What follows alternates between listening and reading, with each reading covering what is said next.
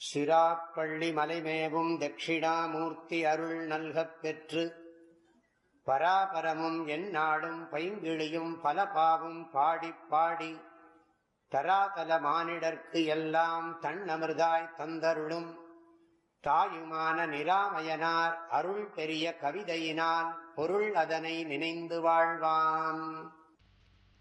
தயானந்த சுவாமிஜிக்கு ரொம்ப ரொம்ப க்ளோஸாக இருந்த ஒருத்தர்.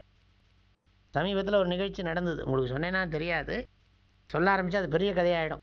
அவர் ரொம்ப வருஷமாக, எத்தனையோ வருஷமாக, 40 வருஷமாக தயானந்த சுவாமிஜிக்கு பழக்கமானவர். அவர் ஒன்றும் அடிக்கடி சுவாமிஜியை பார்க்க வர்றவர் இல்லை, அடிக்கடி சுவாமிஜியை பார்க்க வர்றவர் கிடையாது. அவர் எப்போல்லாம் முடியுமோ மெட்ராஸுக்கு வரப்போது பார்ப்பார், அவ்வளோதான். அப்படி ஒன்றும் அடிக்கடி ராணகட்டிக்கு போகிறதோ எங்கேயோ போகிறதோ அப்படி பார்க்க பழக்கூடிய பழக்கம் உடையவரில் தயானந்த சுவாமிஜிட்ட. ஆனால் ரொம்ப க்ளோஸ் டு சுவாமிஜி. எங்களுக்கு அவர் நல்ல பழக்கம். அவர் ஊரில், அவர் இருக்கிறது மெட்ராஸில், அவரோட ஊர் நெல்லூர். அவர் என்ன பண்ணுறாருன்னா, சுவாமிஜி ரொம்ப நாள் ஆச்சு எங்கள் ஊரில் யஜ்ஞா நடத்தி, நீங்கள் எங்கள் ஊரில் ஒரு 2 days டாக் கொடுங்கன்னு. சரின்னு சுவாமிஜி அக்செப்ட் பண்ணிக்க. அதுக்கு ரொம்ப நாளைக்கு முன்னாடி 6-7 மாதத்துக்கு முன்னாடியே சுவாமிஜிகிட்ட டேட் வாங்கி அந்த ஊரில் ஹால்லாம் புக் பண்ணி அந்த ஹாலில் சுவாமிஜியோட லெக்சர் அரேஞ்ச் பண்ணியாச்சு. இவர் அங்கேருந்து போயிருக்கார், ஃபேமிலியோடு போயிருக்கார், எல்லோரும் போயிருக்காங்க. ஃபேமிலியில் சுவாமிஜி மேடையில் பேசுகிறார், லெக்சர்லாம் நடக்கிறது. லெக்சர் முடிஞ்ச உடனே எல்லாருக்கும் ஹானர் பண்ண சொல்கிறாங்க, பண்ணுறாங்க. அப்புறம் இவர் அவர் பேர் கோபால் ரெட்டி, அவருக்கும் எல்லாம் பண்ணணும்னு அங்கே இருக்கிறவங்கெல்லாம் சொன்னோன்னே ரொம்ப வயசாகிடுச்சு, அவருக்கும் நீங்கள் பண்ணணுன்னே சுவாமிஜி மாலையெல்லாம் போட்டு அவருக்கு பிரசாதமெல்லாம் கொடுத்து பிரசாதத்தெல்லாம் வாங்கி அவரும் மேடையில் ரொம்ப தேங்க் பண்ணி எல்லாம் பேசிட்டு அழகாக சீட்டில் உட்கார்ந்தார். இப்படின்னார் போயிடுது. சுவாமிஜி மேடையில் உட்காந்துருக்கார், ஆப்போசிட் சைடு. என்ன சொல்கிறது, சுவாமிஜிட்ட அந்யோன்யமாக இருக்கிறவர், அடிக்கடி கடிதம் எழுதுவார், எல்லாம் பண்ணுவார். எல்லாம் என்ன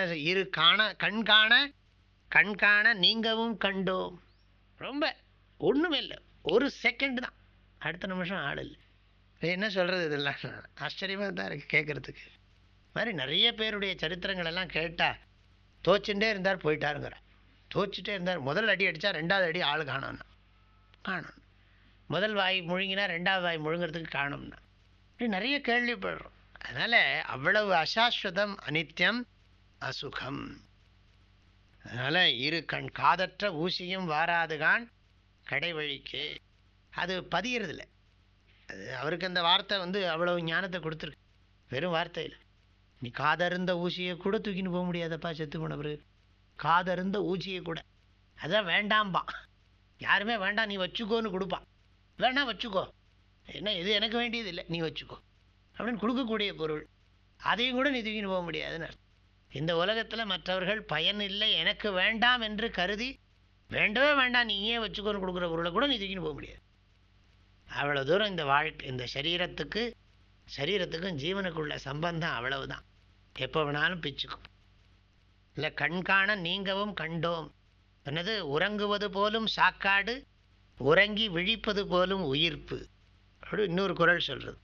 தூங்குற மாதிரி தான், ரமண மகரிஷி சொன்ன மாதிரி தான். சிறிய சாவே தூக்கம், பெரிய தூக்கமே சாவு. ரொம்ப சிம்பிள், அது எளிமையாக புரியுறது. கண்காண நீங்கவும் கண்டோம், துயில் கொண்டார் போல் போனாலும் போகும். தூங்கிட்டு இருக்கிற போதே அப்படி தான் ஒருத்தர் படுத்தார், ரிஷிகேஷ் கேம்பில் இப்படி தான் வந்தார். ராத்திரி படுத்தார், கிளம்புற ஃப்ரெண்டு எழுப்புறாரு, என்னையா யார் போகணும் ப்ரேயருக்கு போகலான்னா. இருந்தால் தானே ஆள், ராத்திரி எப்போ போனாருன்னே தெரியல. கடைசியில் நாங்கள் தான் எல்லாம் பண்ண வேண்டியிருந்தது.